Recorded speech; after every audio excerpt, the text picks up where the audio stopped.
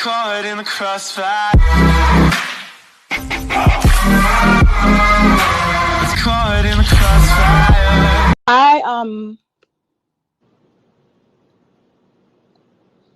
I want to take so much time in laying out the foundation before I get into all of this, because it's so important for me that even the people who are going to say she's still not wrong, I want you to have every bit of information before I break this shit down to you.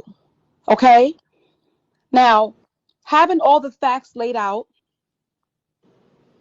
I'm going to let you in on this. For the past several months, right? Several months, for about 9 to 10 months, Ari has been fucking my ex. What? Wow. She has been hard body fucking my ex. Okay? What? Ari may get on social media and portray